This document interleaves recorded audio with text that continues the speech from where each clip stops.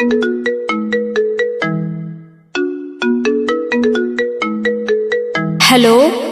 Hello. अरे का ये जीजाजी का हो? असो होली में का प्लान बा? अरे पलान अब की होली के पलान तारा दलाने में बीती साले। तो लेट का कइले बानी? आई मिल के कुछ खास करिया। वाह, अरे यही खास पता आस लगौले बानी। I coming.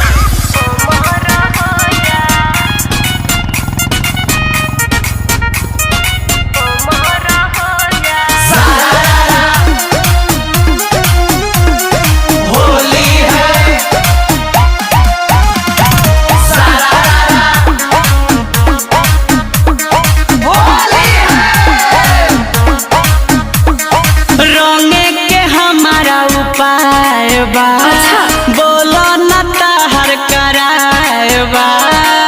हेलो बोलिए।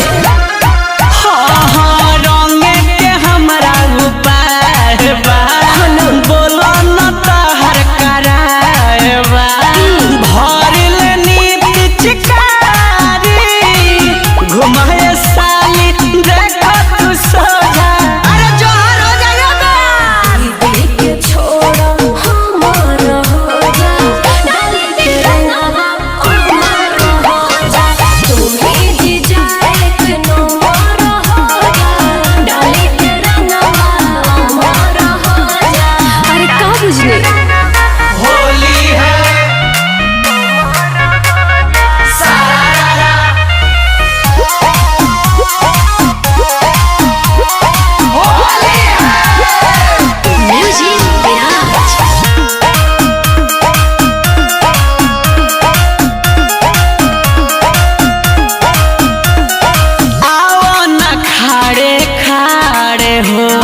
हमारा के दोना ढारे हो।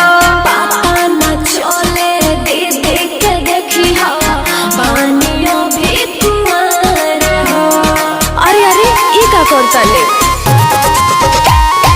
आओ न खाड़े खाड़े हो। ऐसे कैसे? हमारा के देवे दोना ढारे हो। पापा न चले दीदी के देखी हो बानियो भी कुमार हो। कोदा हम पे दया हाथ लगावे तो एक बार और जा। अरे बाप ना हवा दीदी के छोड़ो हमार हो जा। डाली के रंगवा हमार हो जा। तू ही जीजा एक नंबर हो जा। डाली के रंगवा हमार हो जा। डाली के रंगवा हमार हो जा।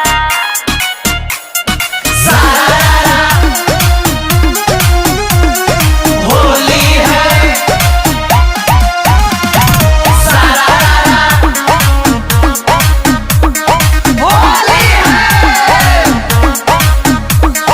हरी हर डाली खिला लगा हो। कौन सेट खाई खलका हो। चंदन चंचल लागत पूरा मचैब त हल्का हो। हरी पूरा पलान बा। हरी हर डाली खिला लगा हो। कौन सेट खाई खलका हो। जीजा मुकेश लागत पूरा मचैब त हल्का हो। राइटर में राज आज पिचकारी में फूल रंग तोहरे ला बोझा। ओए होए दीदी के छोड़ा हमार हो जा। डाली के रंगवा हमार हो जा। तू ही जीजा एक नंबर हो जा। डाली के रंगवा हमार हो जा। अरे यह तो चाहत रहनी आवो खोजा।